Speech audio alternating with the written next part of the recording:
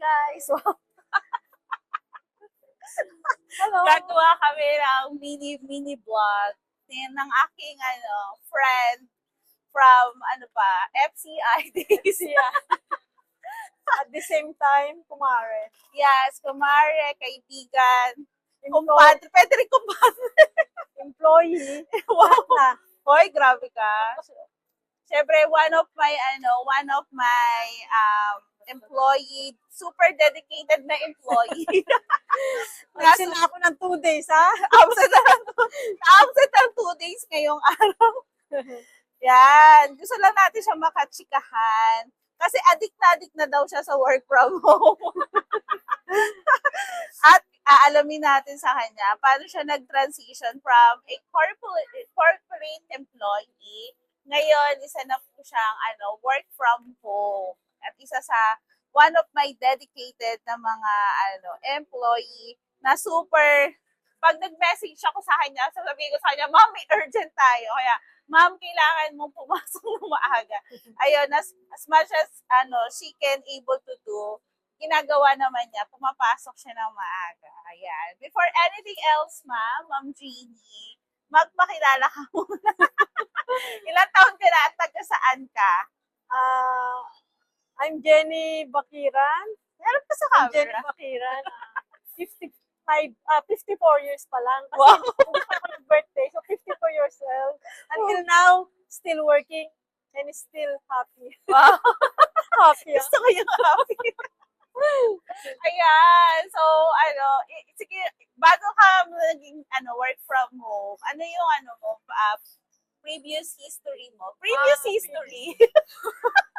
Before, nag-work ako sa food crafters for almost more than 7 Bago years. yun, yung ano yung first job mo? Ang first job ko, nag-work ako sa food sphere. CDO. Ano yun? CDO yung first job mo? CDO first job. Okay. Ilang taon ka sa CDO? Almost 14 years working. 14 years Auditor. na Yeah. corporate. I worked there as an auditor corporate. Then after 2009, Very sharp pa yung memory mo. Alam mo pa yun. I go to abroad February 2009. Abroad? Saan abroad to? Dubai. I worked there. So, isa ka rin OFW. OFW. Yan. Yeah, tinry ko mag-OFW and so far, nakaya naman kasi pag nararamdaman ko na homesick ako, Ilang taon ka sa 33 years? abroad? 33 years? 3 years. 3 years. 3 years. 3 years ka sa abroad. Plus 14 years na nasa CDO ka. CDO. So, that is 17 years. So, yung 3 years mo, ano yung mga natutunan mo as Marami. life lesson? Ay, wholesome ah. Wholesome na life lesson. Marami. Kasi unang-una, sa abroad mahirap eh. Kasi, iba yung homesick, unang-una yon.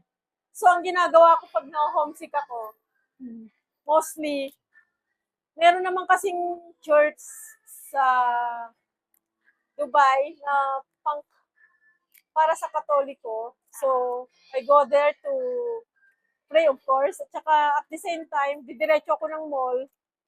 Yeah, roundings, sa kain. Then, after nun, tatawagan ko yung anak ko. Then, after nagawa ko na yung mga yun, nawala na yung homesick ko. Okay na uli ako. Ganun ko lang ini-spend yung time ko na pag na-homesick ako, ganun lang ginagawa ko. So, for 3 years, then naging ganun yung mo. Ganun lang yung umiikot yung ko. Nag-try ako doon. Pumunta ako ng Dubai as visit visa. And then almost a year bago ako nakakuha ng work. Lagi ako nag-exit sa Oman. Na-try ko mag-exit sa Oman and then sa Iran. So, sobrang hirap kasi napakahigpit talaga. Lalo na sa Iran. Kailangan nakatakip yung mukha mo, even your puwet, kahit nakapants ka, hindi pwedeng lumabas, kailangan mahaba yung damit mo. Ganun kahirap, napakahigpit ng Arab country. Arab country. Kasi sa Arab ka talaga naging OFW. So, yun, bukod sa Dubai, narating ko ang Oman dahil sa pag-exit at Iran. 3 country yung napuntahan ko. Pero sa Dubai talaga ako. Ano yung pinaka magandang naging parte ng OFW? naging lalo ako maging strong kasi nalabanan ko yung pagiging homesick ko. Yung talaga yung pinakaano mo talaga, yung kalaban mo talaga. Homesick number one. OFW Kaya, ka, homesick. sabi ko nga, hindi ka pwedeng mag-OFW pag hindi ka strong. So, Kasi- you're a strong woman. Yeah, I think so. Kasi, number one yung, homesick, ma-homesick ka talaga eh. Kasi hindi ka taga roon, bago ka sa isang lugar. Marami ka i-adjust, pati sa language. Yung boss ko, So may language barrier din. Oo, Kasi bakit ano ba yung nila language nila doon? ano yun eh? Kasi sila English? Hindi, mostly Arabic. So turuan mo kami ng mga mga simple words. Ang alam ko Ano lang yung salamuhay ko? Assalamualaikum. Ano yun? Hello. Hello yun. Okay. Tama naman pala ako. Diba? And then yung, alam ko natutunan ko, sinabihan ako ng boss ko kasi nagtrabaho ako as travel agency agent. Sa office ako, naging secretary ko ng boss ko sa travel agency. Mostly, ang ginagawa ko, di ba, gumagawa ng ticket sa mga customer namin. And then, nirecord ako ng boss ko na matuto at least 20 mag-Arabic, magbilang, matutong Okay. Ang alam ko lang, tanda ko yung Kamsa, Itnin, I think 2, Kamsa is 5. Yun lang yung mga natatandaan ko na lang. Kamsa and Itnin. Required na marunong ka na At matuto. least, kahit sa numbers, saka yung hi, hello, ganon. Hi, hello. Paano yung hi? Parang salamalaikum din eh. Assalamualaikum. Tapos yung yala, go. Pag aalis na kayo, yala.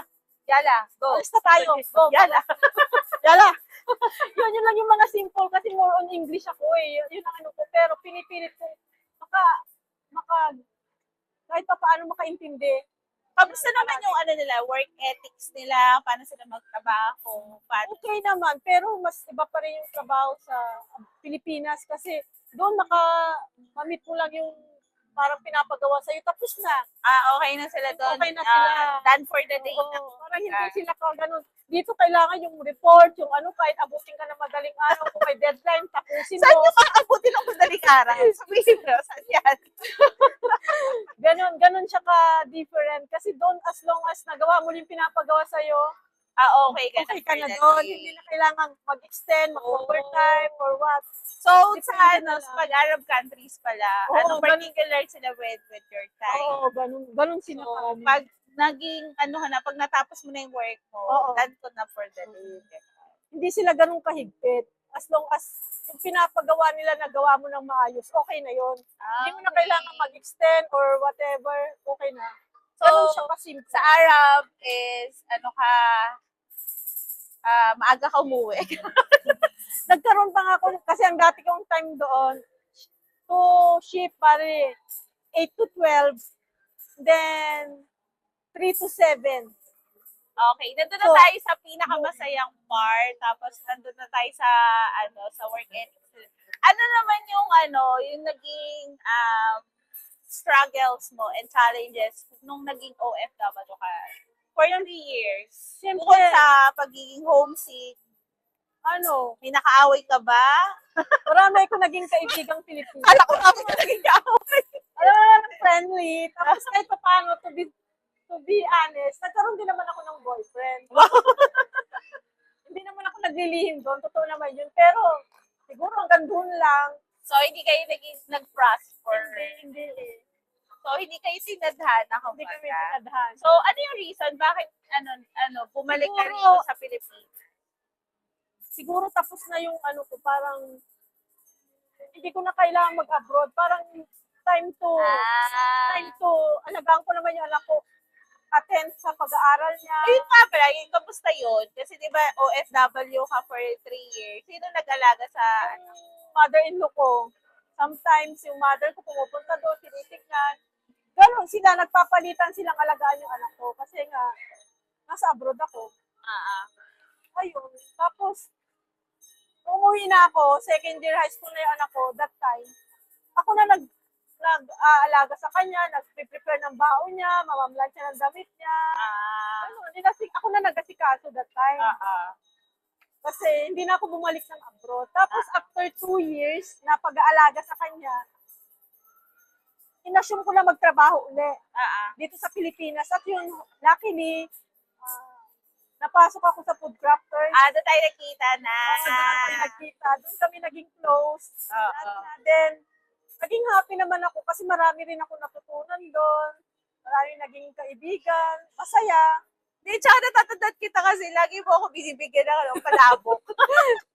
But every day, walang pintis yun. Parang Ganun talaga kasi yung ano ko, kasi nung nasa seeding pa rin ako, yung supervisor namin, most of the time, dinadalan ko talaga ng almusal. Kaya nung umalis na ako, mag-resign, sabi niya, paano na yung almusal ko? Problema ko ba? Yung naalis na ako, it's your turn na bumili ng almusal mo kasi wala na ako dito. Oo, kasi talaga na-surprise ko talaga yung FCI days ko. Kasi, meron siyang, lagi niya ako binibilahan ng almusal. Tapos, hindi kasi ako palakain talaga ng almusal. Kasi nga, sabi ko, parang yung time ko nun, sobrang, pasok agad. Kailangan, ang haba ng traffic kasi sa atin. Diyos ko, para kang bumiyahe ng Makakatulog ka na. Manila. As in, wala na time to almusal para mag-breakfast. Ayan, si Ma'am Jean, kaya naging favorite ko rin yung palabok. Dahil kay Ma'am Jean. Kasi lagi niyang, in-order yon.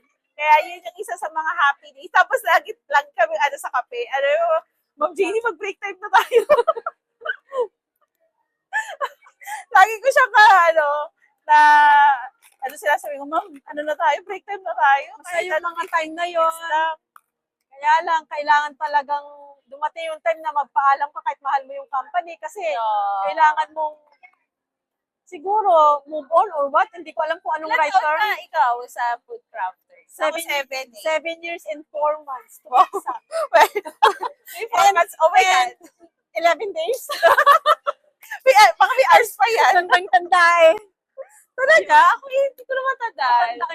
Pero nung dati, nung nag-resign ako, yun, araw ng kagitingan, yung last day ko. September 29, 2023 nung last day ko sa food crafters. Tapos Ayun, message naiyak ka. ako kasi Iyak.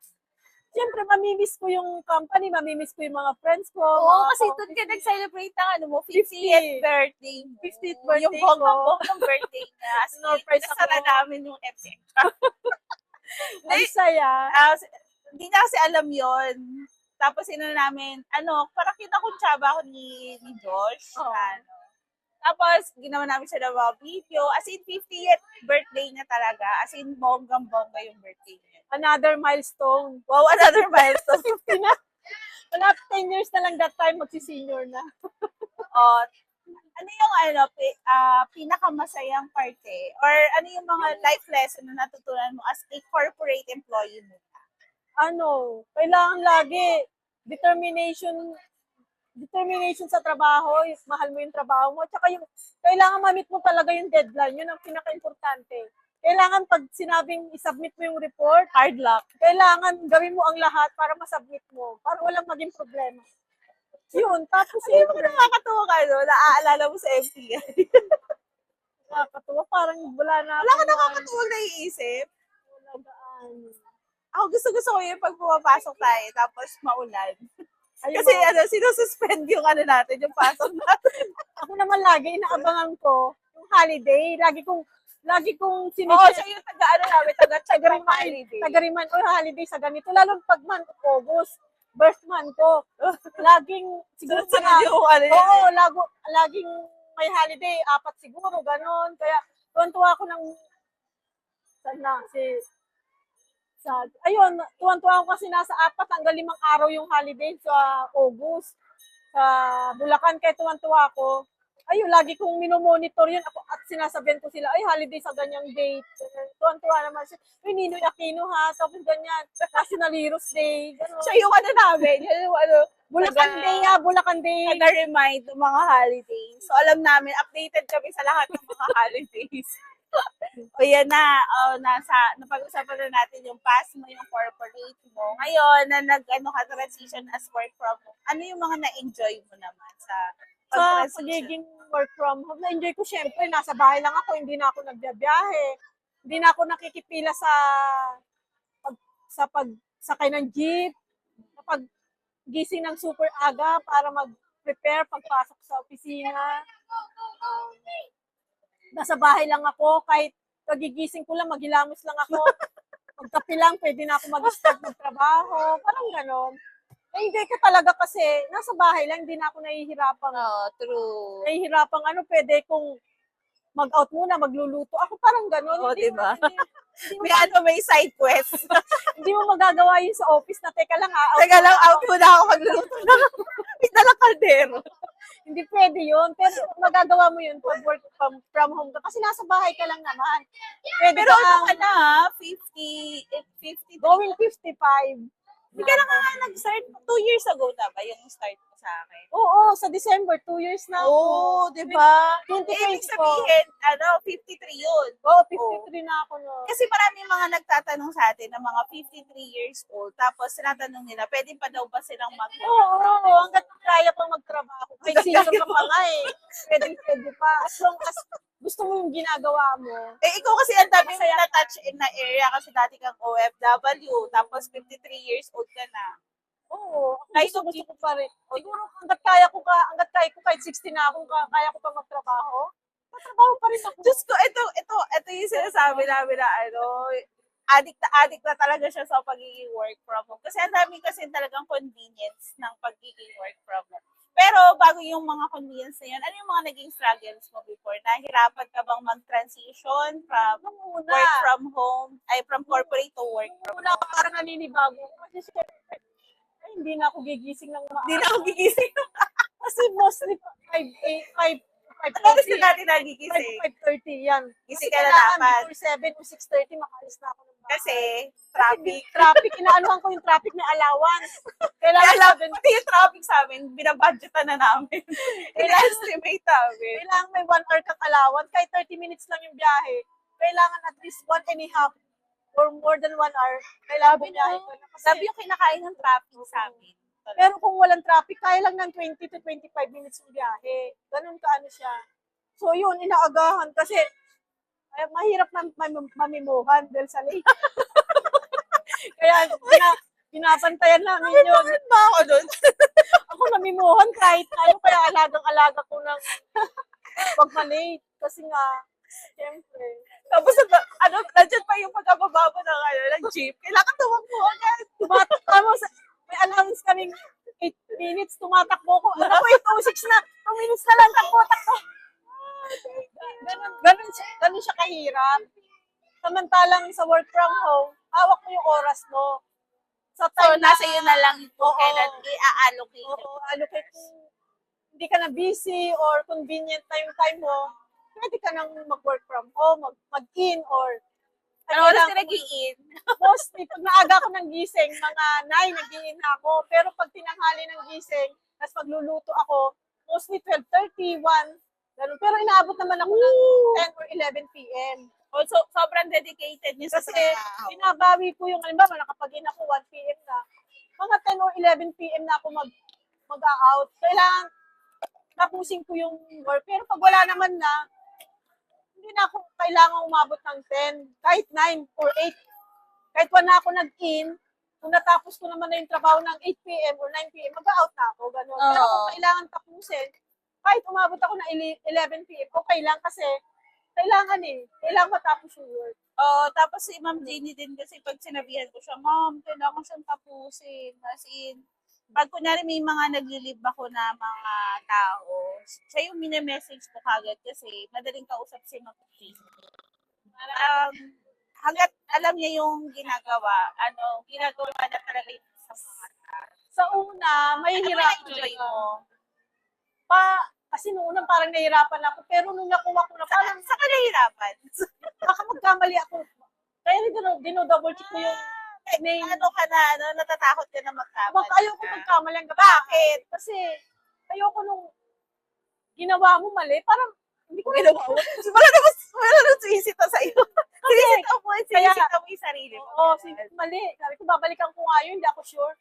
Kailangan ma-check ko kasi yung date ng invoice, yung client name, yung bank kung saan dineposit, tapos yung SI number, estimate number. Kailangan, i-check mo lahat yun eh. Kailangan walang mali. Tsaka gusto ko yung ano niya, yung character niya, yung ano na, ayaw niya maging papigat sa ibang team members. Kunyari, pag alam niyang na mali siya or meron siyang gusto niyang balikan, babalikan niya talaga lahat ng mga ginawa niya. Which is a really good characteristic ng isang ano talaga na, Ganun kasi. ganun kasi. Pag may kasama akong halimbawa, may kiramdam ko may mali, teka lang, i-recheck ko kahit hindi ko gawa.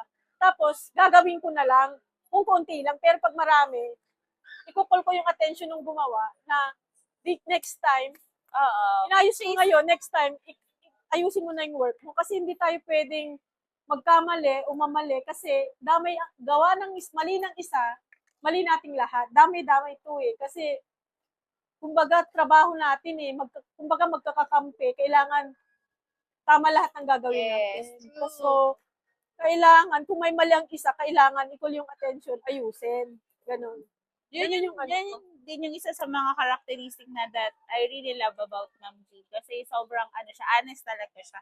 To the point na minsan, sa sobrang ano, sinasabi niya sa akin, Karen, gato. Kasi sabi ko, ma'am, kausapin mo ng maayos. Kasi not all of the people na nag-work from home is, ano siya, katulad mo na nakapag-corporate siya. Kasi iba yung standard kasi ng corporate kung sa totoo lang talaga. Kasi na-train talaga sa deadline, na-train talaga sa professionalism, even, ano yun, work under pressure talaga.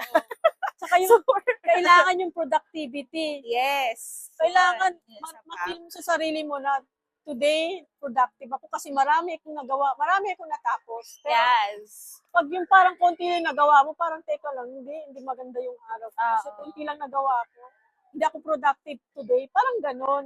So, kailangan hindi lang yung sahod ang tinitignan mo, yung work ethics. Yes, sobra. Kailangan titignan mo din kung tama yung ginawa mo, kung may nadaanan ka mali, dapat i-check mo mabuti. Yan. So, ano naman yung ma-advise mo sa mga aspiring na mag-work from home na ano na sila, nasa line of 50 o 50 ka na. So, na yung makakapagbigay ng advice sa ganun. Hindi yan tinitignan sa edad eh. Wow. Age doesn't Oo. matter. As long as kaya mo yung work, dedicated ka, mahal mo yung trabaho. Yun ang pinaka-importante, Nice. mahal mo yung trabaho. Kahit 60 ka pa, basta kaya mo pa ha. So, Yun ang hanggang sinasabi 60 ka. ko. Hanggang kaya ko, kahit 60 ako. Work pa rin ako. Kasi, mahal ko yung ginagawa ko, kaya kakayanin ko, gagawin ko, ganun. O, diba? Wala, hindi ano ang edad, hindi ano ba sa Hindi siya gusto. hadlang Hindi siya sa lahat hadlang. na, kasi maraming mga nagtatanong na taga-YouTube na napapanood nila yung mga videos ko. Tapos, sabi nila dun sa mga comment section is, okay pa ba kahit 50 years old na po ako? 55 years old na po ako, 60. Sabi ko sa kanila, tatay ko nasa line of 50 na din siya. So sabi ko sa kanila, if you have that desire to really learn something, tapos binigay mo ng buong puso yung yung trabaho mo. Magagawa mo siya ng magagawa. Parang nothing is impossible. Parang age is just a number. Pero kung gusto mo talaga yung ginagawa mo, ito, sobrang addict na sa trabaho. Hindi, sabi ko nga, hindi age barrier. Yung age nyo, hindi siya barrier. Kailangan lang, unang-una mahal mo yung trabaho mo. Yeah. Gusto mo yung ginagawa mo. So, gusto mo naman Lahat. may ginagawa mo. Oo naman.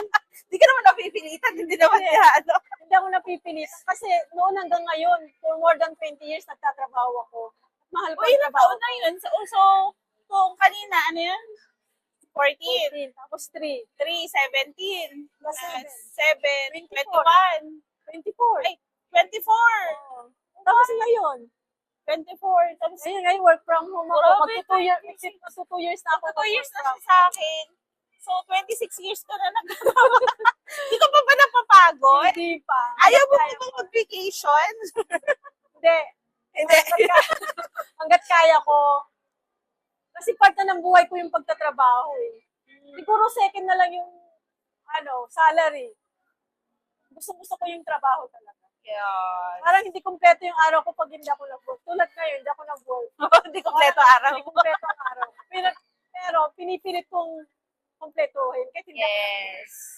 Talaga naman. Kasi sa life talaga, Pero, grabe rin kasi talaga yung dedication na binibigay ni Ma'am sa trabaho. Nakikita kahit, even nung magkatrabaho pa kami before or sa FCI.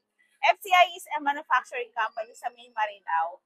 Talagang, magkasama kami nito kahit sa pag-uwi. At siya rin yung, isa sa mga taong tumulong sa akin noong time na, nalada-down ako na nagpapaswipe ako sa credit card ko dati, di ba? Sabi yung, Ma'am Jeannie, ipaswipe mo ako ng diaper, swipe mo ako ng gatas kasi ang anak ko pa yun. Kaya natatandaan mo si Box kasi si Box yung malit noon. Oo, siya lagi ang... Kung siya na Box doon sa pangatlo ko.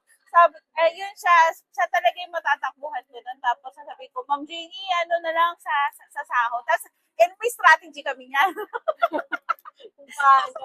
Kailangan mo ng interest. Kailangan before due date na bayaran. Pwede yung due date, dapat full agad. So, ganun, yun din yung ginagawa natin, no? Ganun din kasi ginagawa ko before nung nagtatrabaho ko CDO, pag may mga friend akong kailangan, magkakapera pa sila sa katapusan. Tapos swiping ko sila sa card ko. Tapos bayaran nila sa card. Pero ngayon ang wala na akong card. Pinaputol mo na yung mga card. Pinutol ko na. Okay na Ayaw ako. mo na. Tama na. Ayaw mo na nasakit ang ulo. Sa ulo eh. Ayun.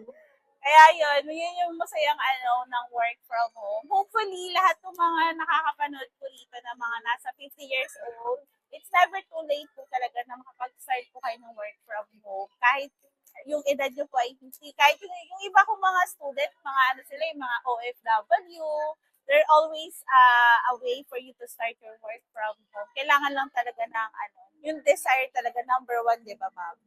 Ano pa ang last word mo sa kanila? Last words. Last words. Sa pagiging work from home, very convenient. Kasi, nasa bahay ka na, hindi ka na namamasahe, hindi ka na aligaga sa pag-prepare para pumasok. Kahit bagyo, nasa bahay ka lang, hindi ka na mahirapang... Kahit bagyo ako, bagyo na wala ka na kayo. Hirap na hirap ako noon pag bagyo, nakikipag-agawan ako sa pagsakay sa jeep. Ganon. Dito sa work from home, sa bahay ka lang. Sarap patulog. Oo. Harap mo kasi oras mo. Tapos, minsan, may time pag nag-out na ako, paghuhugasan ko yung mga kinainan. Ay, so marami ka na ngayon Oo, nagagawa. tapos nakakapagwalis-walis, nakakapagbabad ako ng labahin. Pagtapos ko na yung mga gawain ko, teka, mag-in-uli ako. Ganon. So, convenient kasi pag nasa trabaho ka outside, hindi mo magagawa yun. Totoo. Kung ka gabi na, Ang hirap pag pag sa jeep, sa biyahe. Minsan nakaupo pa ako sa gitna. Dahil walang upuan, makauwi lang. Kahit Uy, naranasan mo rin pala yun. Oo, naranasan. Yung sa estribo, yun O sa street, nakaupo. Yung pet mo halos nakaupo na kahit ano na lang itsura mo dyan, makauwi ka lang. Oo. Kasi 1 hour ka na nag-aabang ng sasakyan, hindi ka pa nakasakay. So, pag may available kahit okay lang na sumakay ka. Makauwi lang. Ganun kahirap. Kaya Kaya, yung naalala ko noon, convenient talaga pag work from home. yung isang oras tayo nag-aabang, Oo. tapos wala siya. Kaya pag may dumaan, kahit na nakaupo ka sa gitna, sumakay ka na kaysa hindi ka makauwi. Kasi 1 hour ka nag-aantay eh. Tapos, natuklasan natin nung huli, di ba, pwede pala tayo sumakay ng bus. Oo. Sumakay tayo ng Pasimple, kasi bawal eh. bawal. Kailangan pa namin pumunta ng yun? Lalakad sa may Lalakad tayo ng highway, sa may NLEX. NLEX. Yung exit ng NLEX Oo, Marilao. kasi mostly nagsasakay ang bus. Kaya maglalakad pa kami. Maglalakad pa kami ng pa Baita Reach. Tata tayo sa Naranasan ko mga nga, walang masakyan, may nasiraan. 1 hour na. Ang ginawa ko, nagpa Santa Maria ko. Makapabusol, Santa Maria Buzol. Santa Maria, umikot ka? Umikot ako. Ba't ka umikot? Wala talaga masakyan eh. Kasi yun May sira, may nakahanga lang. Oo. Hindi ka talaga gumagalaw. Kaya yung ginawa Kasi ko, one way lang yung daanan doon sa Main Marilao. tapos may nasiraan. May nasiraan doon na truck or bumalandera yung truck. Walang way to parang escape that. Oo. Kaya naranasan ko yun eh. Nagpa Santa Maria ako, umikot ako, pamusol. Para lang makauwi. Oo, kasi lately lang naman nagkaroon ng motor si Jenny. Kaya lately lang kami nagkaroon ng Pero yun talaga yung naglakad tayo papunta sa NLEX. Lalo pag gabi na, kailangan mo na makauwi. Ay, Ay, nga. pag na sa maghapong paggawa ng work, paggawa ng report or minsan nagbabangko pa kasi ako eh. Kaya parang sobrang pagod ko na, kaya kailangan ko na makauwi. Kaya kahit nakatayo sa bus, sige, sakay lang para lang makauwi. Yun. So, convenient talaga ang work from home kasi hindi mo na mararanasan Hindi yung mo na mararanasan yung traffic, yung lahat ng mga hirap sa pagsakay. Tapos pag may bagyo, okay lang, nasa bahay lang ako, but kahit ang bagyo, okay lang dahil makakapag-work pa rin Basta ako. merong wifi, internet, hindi mawawala di naman tayo nawawala ng electricity eh. Yun lang yung ngayon, water. Kahit walang ligo, pwede mag-work from. Oo, kahit hindi pa. Mostly kasi lalo pag late na, mag-iina ako mamayang gabi na ako maliligo. Parang gano'n. Sa gabi ka na lang. Minsan, 5 o'clock, 6 o'clock. Di ba yung nakakapasma daw? Sabi Hindi nila naman. nakakapasma. Pero papahinga naman ako, nag-out ako ng mga 2 hours. Nagpapahinga ka muna. Oo, mga 1 hour ako nagpapahinga. Dalilinisin ko muna lahat. Saka ako huling-huli na yung ligo. Tapos saka ako kakain. Mag-in ulit. Kasi hawak mo ngayong oras. Di ba? Yun yung isa. Time management lang din naman din. Kasi. So, thank you so much sa lahat ng mga nanood sa aming mini vlog. Thank you. Thank you so much. Once again, si Ma'am GT po, my coworker, my friend, my kumare. O, diba? Thank you for watching us. Thank you. Bye-bye, everyone.